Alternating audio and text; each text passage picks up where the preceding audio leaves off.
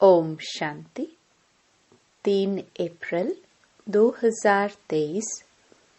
बाबा के महावाक्य। मीठे बच्चे, बाप आए हैं तुम्हें ज्ञान का तीसरा नेत्र देने, जिससे तुम सृष्टि के आदि मध्य अंत को जान बुद्धिवान बने हो। प्रश्न। आत्मा और शरीर दोनों को पवित्र बनाने तथा राजाई पद का अधिकार लेने की सहज विधि क्या है? उत्तर। तुम्हारे पास देह सहित जो भी पुराना कखपन है उसे एक्सचेंज करो, बाप के हवाले कर दो, पूरा बलि चढ़ो, बाप को ट्रस्टी बनाओ। श्रीमत पर चलते रहो तो आत्मा और शरीर दोनों पवित्र बन जाएंगे, राजाई पद प्राप्त हो जाएगा। जनक भी बलि चढ़ा तो उनको जीवन मुक्ति मिली। तुम बच्चे भी बाप को वारिस बनाओ तो 21 जन्मों का अधिकार मिल जाएगा। गीत। नयनहीन को राह दिखाओ प्रभु। ओम शांति। बच्चों ने गीत सुना। यह भक्त भगवान को पुकारते हैं। भगवान को पूरा न जानने के कारण मनुष्य कितना दुखी है, कितना माथा मारते रहते हैं। भक्ति मार्ग में सिर्फ इस जन्म की बात नहीं, जब से भक्ति मार्ग शुरू हुआ है तब से धक्के खाते रहते हैं। भारत में ही पूज्य देवी देवताओं का राज्य था, जिसको स्वर्ग सचखंड कहा जाता था। अब भारत झूठ खंड है। भारत की महिमा बड़ी जबरदस्त है, क्योंकि भारत परमपिता परमात्मा का बर्थ प्लेस है। उसका असुल नाम शिव ही है।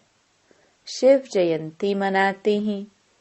रुद्र व सोमनाथ जयंती नहीं कहा जाता है। शिव जयंती व शिवरात्रि कहा जाता है। अब सभी नयनहीन बुद्धिहीन हैं, क्योंकि सब में 5 विकार प्रवेश हैं। रावण ने नयनहीन और बुद्धिहीन बनाया है। एक दो को दुख देते रहते हैं। भारत जब स्वर्ग था तो दुख का नाम नहीं था। स्वर्ग की स्थापना करने वाला है हेवनली गॉड फादर। अभी सब भक्तों का भगवान तो जरूर एक होना चाहिए ना। सभी नयनहीन हैं, अर्थात ज्ञान के चक्षु व डिवाइन इंसाइट नहीं है। भगवान वाच, मैं तुमको राजयोग सिखाता हूँ। श्रीमद् भगवत गीता है मुख्य। श्री अर्थात श्रेष्ठ मत से अब तुमको बुद्धिवान बनाया जाता है। दिव्य चक्षु अर्थात ज्ञान का तीसरा नेत्र देते हैं। वास्तव में ज्ञान का तीसरा नेत्र तुम ब्राह्मण को मिलता है, जिससे तुम बाप को और बाप की रचना के आदि मध्य अंत को जान जाते हो। इस समय सर्वव्यापी हैं देह, अहंकार व 5 विकार। इसलिए सभी घोर अंधियारे में हैं। तुम बच्चों के पास रोशनी है। तुम्हारी आत्मा सारे वर्ल्ड की हिस्ट्री ज्योग्राफी को जान गई है। आगे तुम सब अज्ञान में थे, ज्ञान अंजन सतगुरु दिया, अज्ञान अंधेर विनाश। जो पूज्य थे वही फिर पुजारी बन पड़े हैं। पूज्य हैं रोशनी में, पुजारी हैं अंधियारे में। परमात्मा को आपे ही पूज्य, आपे ही पुजारी नहीं कह सकते। वह तो है ही परम पूज्य, सबको पूज्य बनाने वाला। उनको कहा जाता है परम पूज्य, परम पिता, परमात्मा। कृष्ण को थोड़े ऐसे कहेंगे, उनको सब गॉड फादर नहीं कहेंगे। निराकार गॉड को ही सब गॉड फादर कहते हैं। है वह भी आत्मा, परंतु परम है, इसलिए उनको परमपिता परमात्मा कहा जाता है। आत्मा और परमात्मा का रूप एक ही है। जरूर हम आत्मा हैं, वह परम आत्मा सदैव परम धाम में रहने वाला है। अंग्रेजी में उनको सुप्रीम सोल कहा जाता है। बाप कहते हैं तुम गाते भी हो, आत्मा परमात्मा अलग रहे बहुकाल। ऐसे नहीं परमात्मा परमात्मा से अलग रहे बहुकाल, नहीं। पहले नंबर का अज्ञान है आत्मा सो परमात्मा, परमात्मा सो आत्मा कहना। आत्मा तो जन्म मरण में आती है, परमात्मा थोड़े पुनर्जन्म में आते हैं। बाप बैठ समझाते हैं, तुम भारतवासी स्वर्गवासी पूज्य थे। यह सारी ईश्वरीय फैमिली हो गई ना। अच्छा, भला यह तो बताओ तुम मात पिता किसको कहते हो? यह कौन कहते हैं? आत्मा कहती है तुम मात पिता, तुम्हारी कृपा से स्वर्ग के सुख घनेरे हमको स्वर्ग में मिले हुए थे। तुम मात पिता आकर स्वर्ग की स्थापना करते हो, तो हम आपके बच्चे बनते हैं। बाप कहते हैं मैं संगम पर ही आकर राजयोग सिखलाता हूँ नई दुनिया के लिए। बाप आकर समझाते हैं तुम मुझे भूल गए हो। मेरी तो शिव जयंती भी भारत में मनाते हो ना। गाया भी जाता है शिवरात्रि। कौन सी रात्रि? यह ब्रह्मा की बेहद की रात है। संगम पर आकर रात से दिन अर्थात नरक से स्वर्ग बनाते हैं। शिवरात्रि के अर्थ का भी कोई को पता नहीं है। भगवान है निराकार। मनुष्यों के तो जन्म बाय जन्म शरीर के नाम बदलते हैं। परमात्मा कहते हैं मेरा शारीरिक नाम ही नहीं है, मेरा नाम शिव ही है। मैं सिर्फ बूढ़े वानप्रस्थ तन का आधार लेता हूँ। यह पूज्य था, अब पुजारी बना है। शिव बाबा आकर स्वर्ग रचते हैं। हम उनके बच्चे हैं, तो जरूर हम स्वर्ग के मालिक होने चाहिए ना।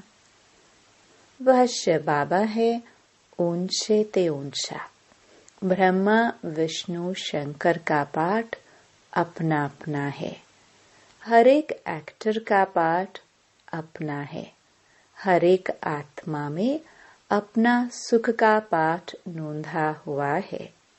बाप कल्प कल्प आकर भारतवासियों को स्वर्गवासी बनाते हैं। उसको भूल गए हैं। कहते हैं फलाना स्वर्गवासी हुआ। अरे अब तो नरक है, तो पुनर्जन्म जरूर नरक में ही लेंगे ना। तो फिर तुम उनको नरक का भोजन क्यों खिलाते हो? स्वर्ग में तो अथाह वैभव है। फिर उनकी आत्मा को मंगाकर नरक का भोजन क्यों खिलाते हो? पतित ब्राह्मण को खिलाते हो, प्याज आदि खिलाते हो। वहां थोड़ी यह होता है। तो देखो भारत की क्या हालत हो गई है। भगवान वाच, अब मैं तुमको ज्ञान का तीसरा नेत्र देता हूँ। तुम फिर से राजाओं का राजा बनेंगे। देवी देवताएं 84 जन्म भोग पूज्य से पुजारी बन गए हैं। तुम जानते हो हम शिव बाबा के वारिस बने थे। शिव बाबा ने स्वर्गवासी बनाया था। तब उनको सब याद करते हैं। ओ गॉड फादर, रहम करो। साधु भी साधना करते हैं, क्योंकि यहाँ दुख है तो निर्वाण धाम जाना चाहते हैं। आत्मा परमात्मा में लीन तो होती नहीं, यह समझना भूल है। अब तुम कहते हो हम आत्मा परम धाम में रहने वाली हैं। हम आत्मा सो देवी देवता कुल में आएंगे, फिर 84 जन्म भोगेंगी। हम सो आत्मा फिर दैवी कुल, क्षत्रिय कुल से वैश्य शूद्र कुल में आएंगे।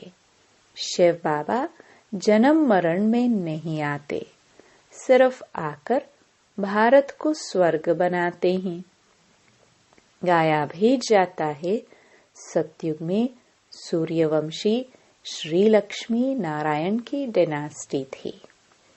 जैसे क्रिश्चियन घराने में Edward the first, Edward the second, third चलता है, वैसे ही वहां भी Lakshmi Narayan the first, Lakshmi Narayan the second, third, ऐसे 8 डायनास्टी चलती हैं।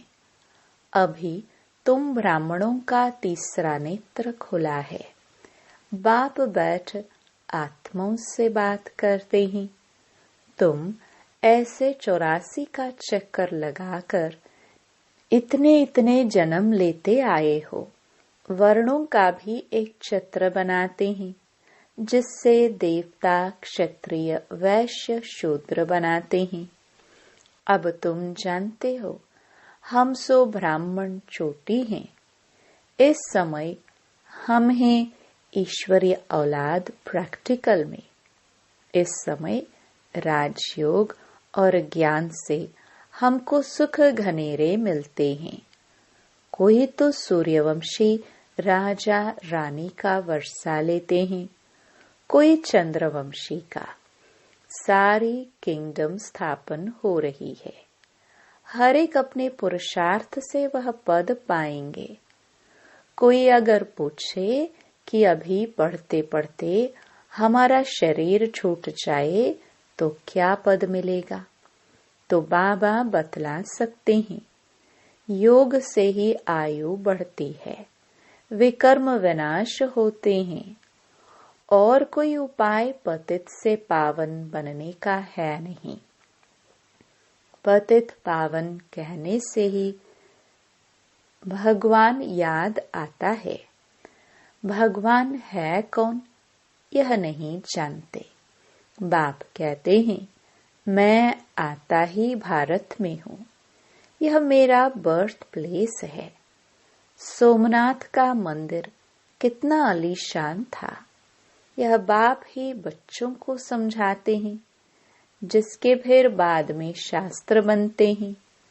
भक्ति मार्ग में ही यह यादगार बनना शुरू होते हैं। जब पुजारी बनते हैं तो पहले पहले सोमनाथ का मंदिर बनाते हैं।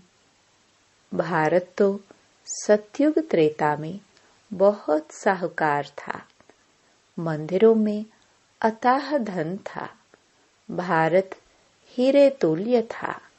अब तो कंगाल कौड़ी तुल्य है। फिर बाप आकर भारत को हीरे तुल्य बनाते हैं। सारा झाड़ जर्जरीभूत अवस्था को पाया हुआ है। बाप कहते हैं, अपनी शक्ल तो देखो, लक्ष्मी नारायण को वरने लायक हो। नारद की कहानी है ना, पतित आत्मा पवित्र लक्ष्मी अथवा नारायण को कैसे वर सकेगी। विकार में गए तो फिर पासपोर्ट कैंसिल हो जाता है। अपने आप को देखा जाता है कि हम ऐसा पुरुषार्थ करते हैं जो बाबा मम्मा के गद्दी नशीन बन सके। यह है ही पतित दुनिया। पवित्रता है मुख्य। अब तो no health, no wealth, no happiness. यह रुण्य के पानी मिसल मृग तृष्णा राज्य है। इस पर भी दुर्योधन की कहानी शास्त्रों में है। दुर्योधन विकारी को कहा जाता है। द्रौपदी कहती है, हमारी लाज रखो। यह द्रौपदियां है ना। बाप कितना अच्छी रीति समझाते हैं। जितना बुद्धि योग पूरा लगा हुआ होगा तो धारणा भी होगी। नॉलेज ब्रह्मचर्य में ही पढ़ी जाती है। बाप कहते हैं, गृहस्थ व्यवहार में रहते कमल फूल समान रहना है। दोनों तरफ निभाना है। मरना भी जरूर है। मरने समय मनुष्यों को मंत्र देते हैं। बाप कहते हैं, तुम सब मरने वाले हो। मैं कालों का काल सबको वापस ले जाने वाला हूँ। तो खुशी होनी चाहिए ना। फिर तो अच्छी रीति पढ़ेंगे, वह स्वर्ग के मालिक बनेंगे। नहीं पढ़ेंगे तो प्रजापद पाएंगे। यहाँ तुम आए हो राज्य पद पाने। यह पढ़ाई है। इसमें अंधश्रद्धा की बात नहीं। यह पढ़ाई है राजाई के लिए। जैसे उस पढ़ाई की एम ऑब्जेक्ट है। बैरिस्टर बनेगा तो योग जरूर पढ़ाने वाले टीचर से रखना पड़े। यहाँ तुमको भगवान पढ़ाते हैं तो उनसे योग लगाना है। बाप कहते हैं, मैं परम धाम बहुत दूर दूर से आता हूँ। परम धाम कितना ऊंचा है, सूक्ष्म वतन से भी ऊंच है। वहां से आने में मुझे 1 सेकंड लगता है। उनसे तीखा और कुछ हो नहीं सकता। सेकंड में जीवन मुक्ति देता हूँ। जनक का मिसाल है ना। अभी तो नरक पुरानी दुनिया है। नई दुनिया स्वर्ग को कहा जाता है। बाप नरक का विनाश कराए स्वर्ग की स्थापना कराते हैं।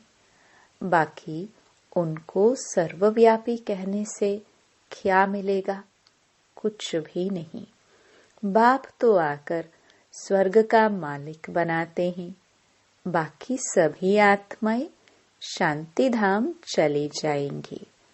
आत्मा अमर है। उसको पाठ भी अमर मिला हुआ है। फिर आत्मा छोटी बड़ी कैसे हो सकती? आत्मा है ही स्टार। बड़ी छोटी हो ना सके।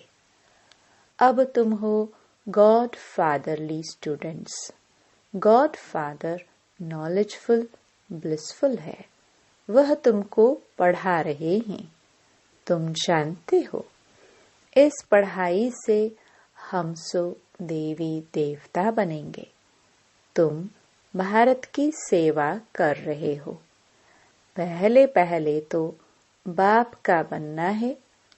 और जगह तो गुरु के पास जाते हैं, उनके बनते हैं, अथवा उसे अपना गुरु बनाते हैं। यहाँ तो है बाप, तो पहले बाप का बच्चा बनना पड़े। बाप बच्चों को अपनी जायदाद देते हैं। बाप कहते हैं, बच्चे तुम एक्सचेंज करो, तुम्हारा कखपन हमारा, हमारा सब कुछ तुम्हारा। देह सहित जो कुछ है वह सब कुछ मेरे को दो। मैं तुम्हारी आत्मा और शरीर दोनों को पवित्र बना दूंगा और फिर राजाई पद भी दूंगा।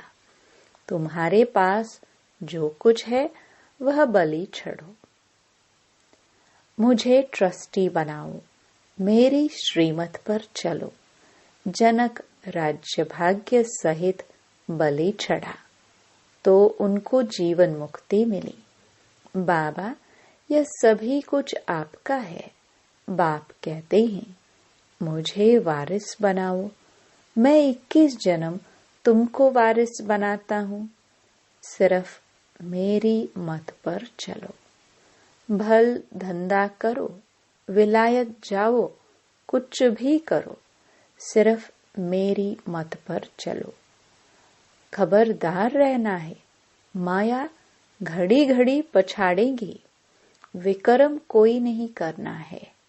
कदम कदम श्रीमत पर चलना है तो तुम श्रेष्ठ बनेंगे। बाप तो दाता है, सिर्फ तुमको ट्रस्टी बनाते हैं।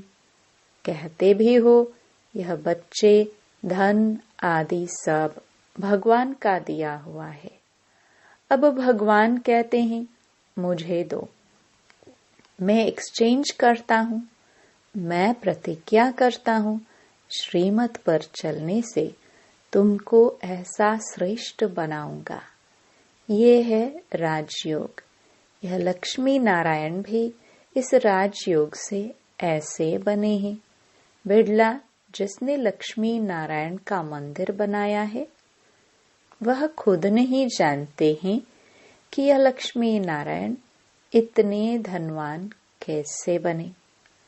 अब बाप समझाते हैं, यहाँ के गरीब वहाँ साहूकार बनेंगे और साहूकारों का सब मिट्टी में मिल जाएगा।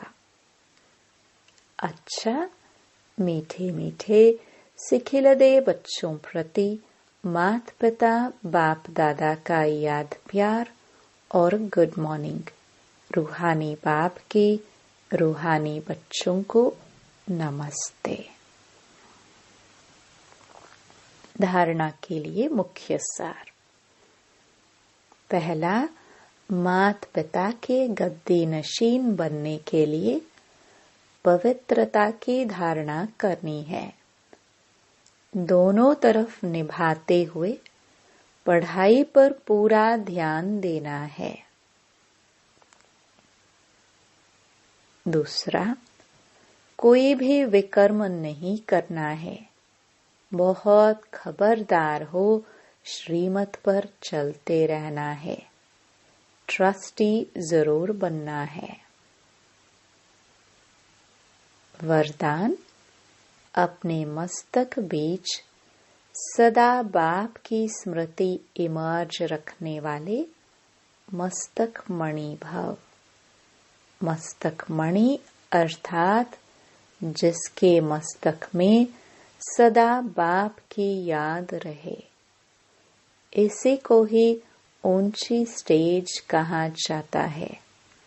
अपने को सदा ऐसी ऊंची स्टेज पर स्थित रहने वाली श्रेष्ठ आत्मा समझ आगे बढ़ते रहो। तो इसी ऊंची स्टेज पर रहते हैं वह नीचे की अनेक प्रकार की बातों को सहज पार कर लेते हैं। समस्याएं नीचे रह जाती है और स्वयं ऊपर हो जाते। मस्तक मणि का स्थान ही ऊंचा मस्तक है, इसलिए नीचे नहीं आना, सदा ऊपर रहो। स्लोगन, बेफिक्र बादशाह की स्थिति का अनुभव करना है तो मेरे को तेरे में परिवर्तन कर दो।